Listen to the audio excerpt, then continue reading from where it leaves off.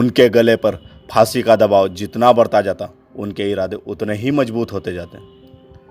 न चेहरे पर मौत का खौफ और न कोई सिकन। उनकी आंखों में चमक थी और सीना फक्र से चौड़ा। उन्हें खुशी थी कि वो वीरों सी वीरगति पाकर अमर हो रहे थे। सभी को जय आदिवासी, जय जोहार। आदिवासी मिस्ट्री चैनल में आप सभी का स्वागत है। आज के इस एपिसोड में हम बात करेंगे उन दो भाइयों के विद्रोह की, जिन्होंने झारखंड के इतिहास को हमेशा हमेशा के लिए अमर कर दिया, जिन्होंने संथालों में एक नई ऊर्जा को फैलाया, जिनके लिए कार्ल मार्क्स ने इस विद्रोह को भारत का प्रथम जन क्रांति कहा था। ब्रिटिश राज के शुरू के 100 सालों में नागरिक विद्रोह का सिलसिला किसी खास मुद्दे व स्थानीय असंतोष के कारण चलाता रहा। 1763 से 1856 के बीच देश भर में अंग्रेजों के विरुद्ध 40 से ज़्यादा बड़े विद्रोह हुए। छोटे पैमाने पर तो इनकी संख्या बेशुमार है। धार्मिक नेताओं ने विद्रोह के झंडे लहराए। ऐसे ही कुछ विद्रोह बिहार की जनजातियों द्वारा हुए। दरअसल अधिकांश जनजातियां विद्रोह में उनके जातीय हित की बुनियादी कारण रहे हैं। जनजातियों में संथालों का विद्रोह सबसे जबरदस्त था। भारत से अंग्रेजों को भगाने के लिए यह प्रथम जन क्रांति थी, जो संथाल हूल के नाम से प्रसिद्ध हुई। इस विद्रोह का नेतृत्व करने वाले दो भाइयों सिद्धू और कान्हू का जन्म भोगनाडी नामक गांव में एक संथाल आदिवासी परिवार में हुआ था, जो कि वर्तमान में झारखंड राज्य के संथाल परगना परमंडल के साहेबगंज जिला के बरहेट प्रखंड के भोगनाडी में है। सिद्धू मुर्मू का जन्म 1815 ईस्वी में हुआ था एवं कान्हू मुर्मू का जन्म 1820 ईस्वी में हुआ था। छोटा नागपुर में अंग्रेजों का आधिपत्य 1756 ईस्वी से ही हो चुका था, किंतु यहाँ की जनजातियों पर नहीं। धीरे धीरे शोषण और अत्याचार का शिकंजा कसता गया। 1850 तक यहाँ के चप्पे चप्पे में शोषण छा चुका था।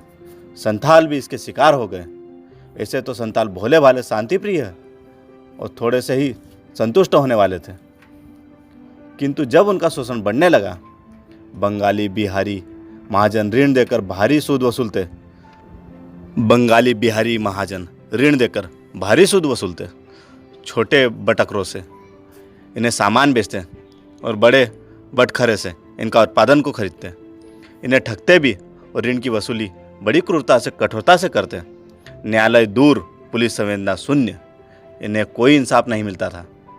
धीरे धीरे इनकी जमीन भी महाजन हड़पने लगे, जिसके लिए इनके मन में भयंकर आक्रोश पनप चुका था। अंततः इनका धैर्य टूट गया। संथाल हुल इसी शोषण की देन है। संथाल हुल का नेतृत्व भोगनाडी निवासी चुन्नी मांझी के 4 पुत्रों ने किया। ये थे सिद्धू, कान्हू, चांद और भैरव। हुल के समय कान्हू की उम्र 35 वर्ष, चांद की आयु 30 वर्ष और भैरव की उम्र 20 वर्ष बताई जाती है। सिद्धू सबसे बड़ा था, किंतु उसकी जन्मतिथि 1825 के आसपास मानी गई है।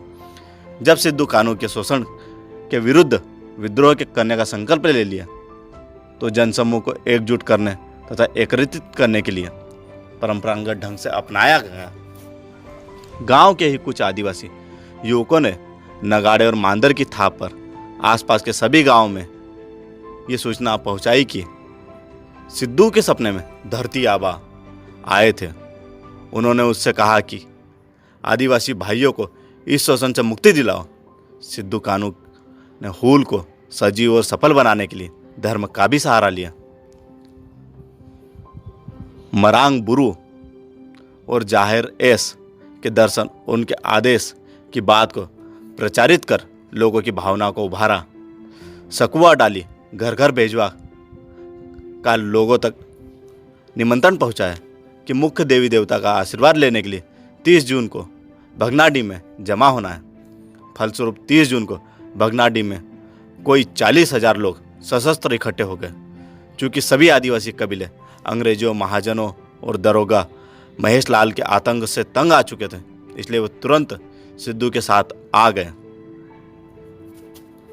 30 जून 1855 की तिथि भगनाडी में विशाल सभा रैली के लिए निर्धारित की गई।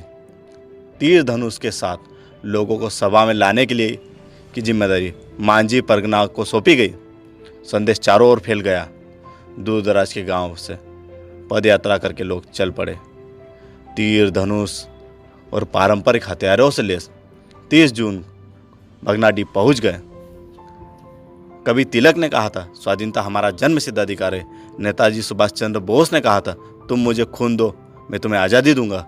गांधी जी ने कहा था, करो या मरो। इनसे पहले भी उसी तर्ज पर सिद्धू ने ललकारा, करो या मरो, अंग्रेजों हमारी माटी छोड़ो। सिद्धू का लोकतंत्र में विश्वास था। उसने समझ लिया था कि केवल संथालों द्वारा जन आंदोलन संभव नहीं है, इसलिए औरों का भी सहयोग लिया। इस विद्रोह में अन्य लोग भी, जैसे कुमार, चमार, ग्वाला, तेली, लोहार, डोम और मुस्लिम भी शामिल हो गए। इसी समय एक घटना घटी। रेल निर्माण कार्य से जुड़े एक अंग्रेज ठेकेदार ने 3 संथाली मजदूरिनों का अपहरण कर लिया। यह आग में घी का काम किया। क्रांति की शुरुआत हो गई। कुछ संथालों ने अंग्रेजों पर आक्रमण कर दिया। 3 अंग्रेज मारे गए और अपहृत स्त्रियां मुक्त कर ली गई। हुल यात्रा शुरू हुई तो कलकत्ता की ओर बढ़ती गई।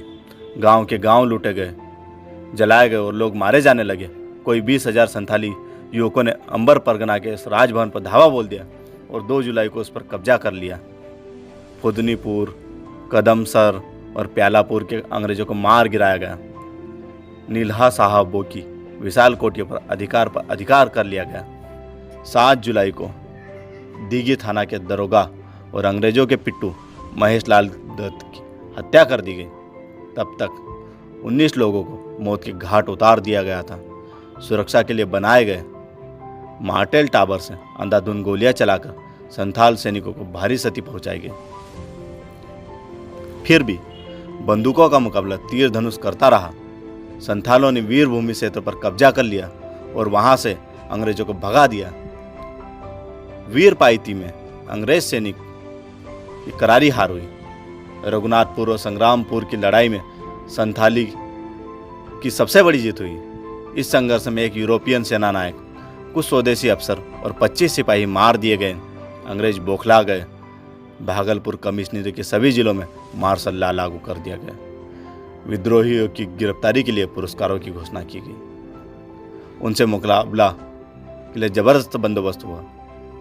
युद्ध अब व्यापक पैमाने पर फैल गया और झारखंड के पाकुड़ प्रमंडल के अलावा बंगाल का मुर्शिदाबाद और पुरुलिया इलाका भी इसके प्रभाव में आ गया। सिद्धू कानू मजबूत स्थिति में थे। इसी बीच इतिहास की घिनौनी सच्चाई रही, मुखबिरी ने इस विद्रोह को भी खत्म कर दिया।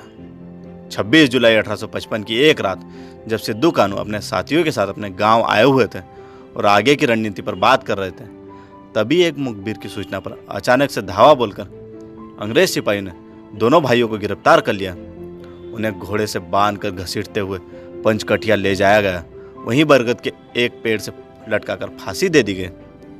संताल हुल के नायक सिद्धू कानू धरती आबा की गोद में सदा के लिए सो गए, पर विरोध और आजादी का अंतहीन कारवां छोड़ गए।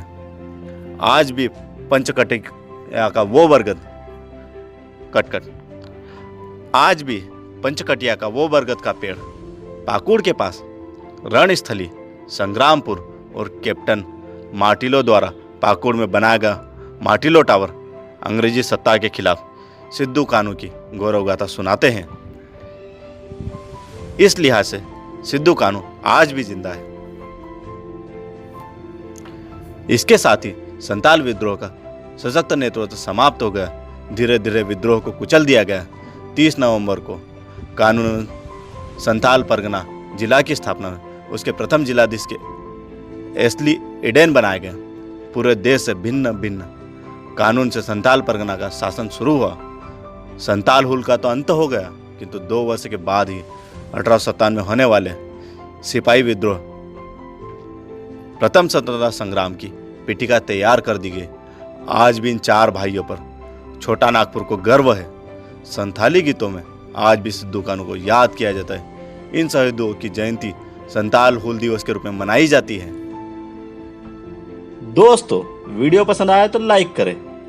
आदिवासी से जुड़ी ऐसे ही मजेदार वीडियो देखने के लिए हमारे चैनल आदिवासी मिनिस्ट्री को सब्सक्राइब करें।